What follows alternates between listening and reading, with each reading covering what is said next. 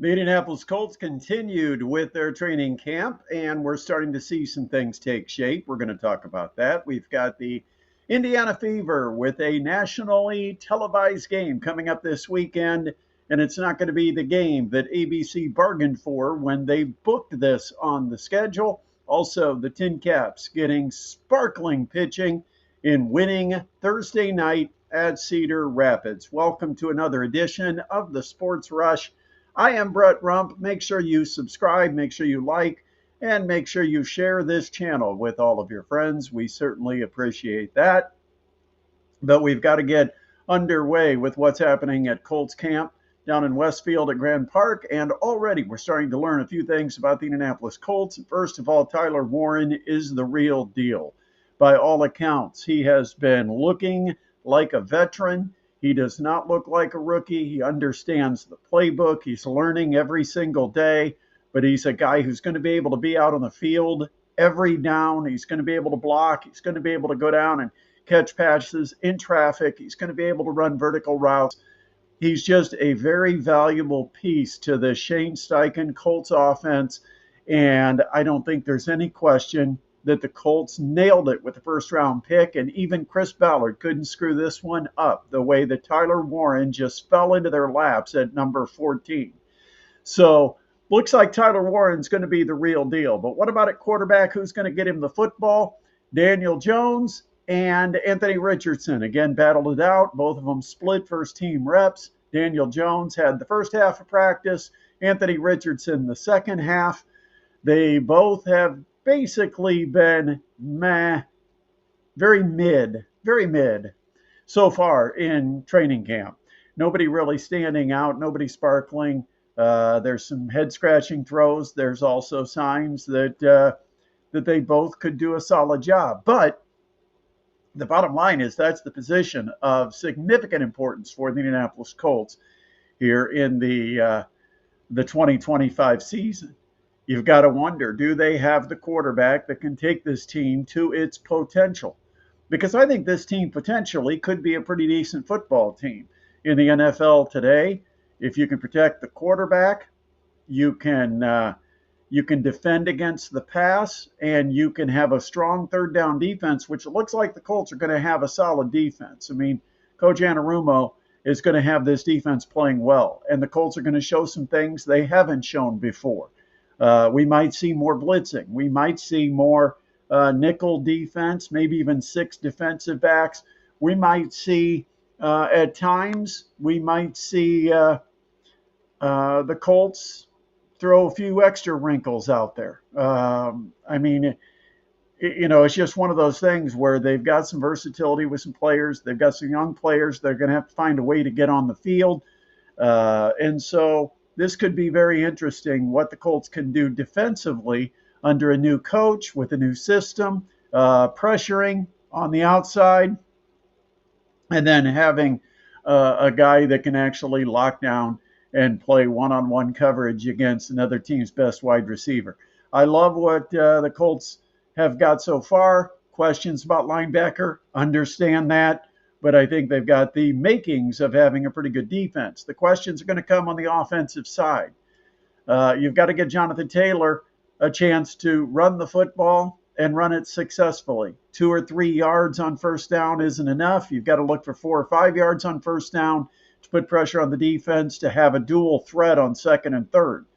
That will take the pressure off Daniel Jones and Anthony Richardson. That's what the Colts offense is going to need. They're going to need those second and third manageable yard situations.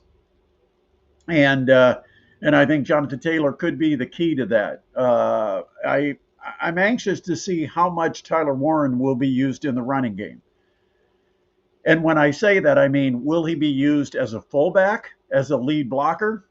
Will he be used as a runner? Will they give him the ball? Will they let him take it around the end on a quick handoff and a sweep out around the edge?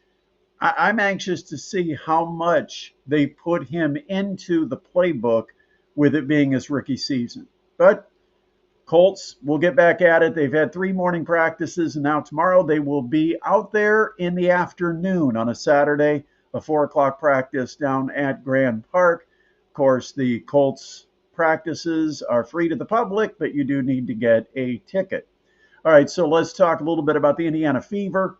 What a win last night against the Las Vegas Aces. The Aces were healthy and the Fever were not. Obviously, Caitlin Clark still out of the lineup. Asia Wilson is back and healthy.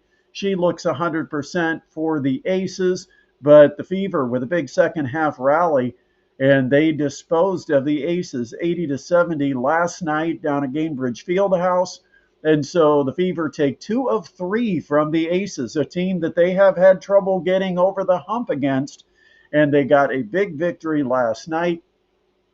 Still, a few issues with this team. Aaliyah Boston's not playing well. I know she had a double-double, but she's got to be able to shoot the ball better. She doesn't take that many challenging shots.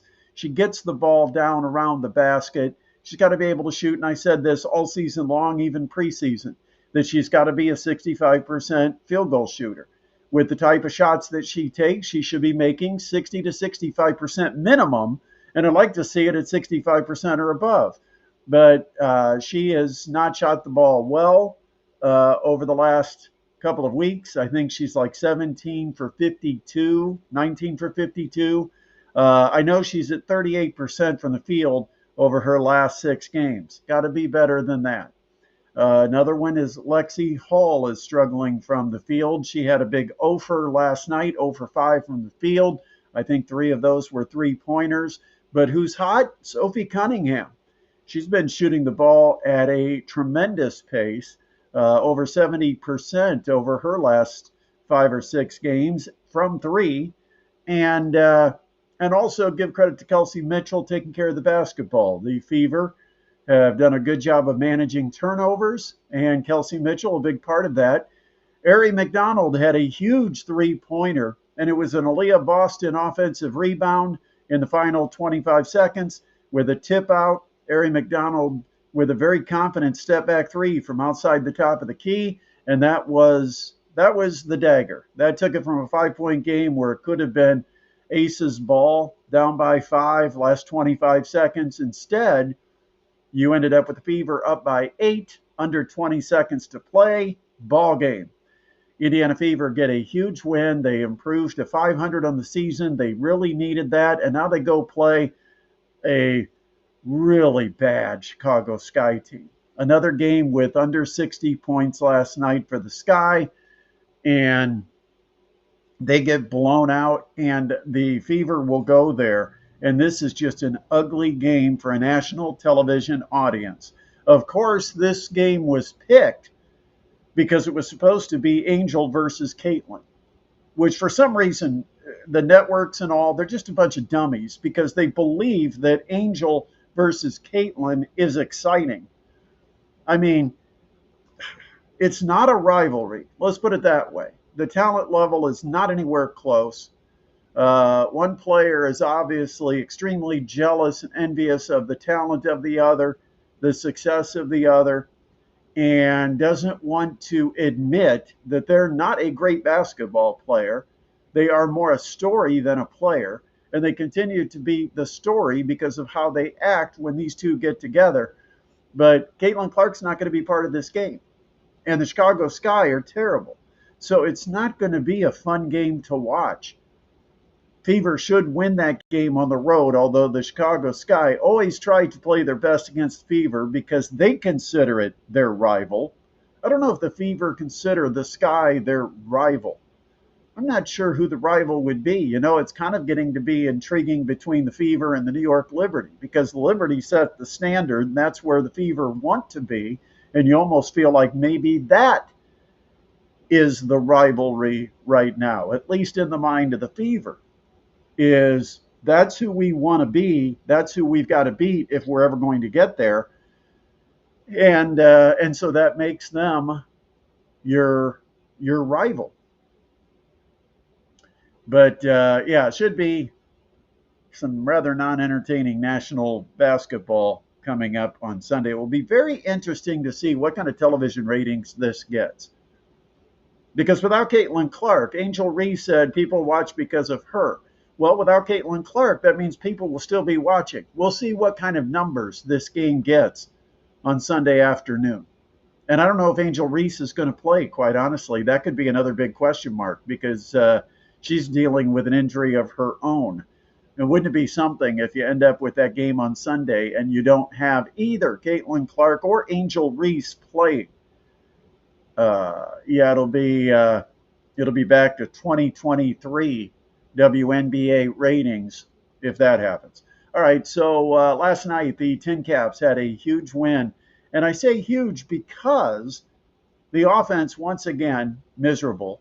This offense has the capability to really go bad, and last night it went bad. I think the last 19 players of the game all made outs.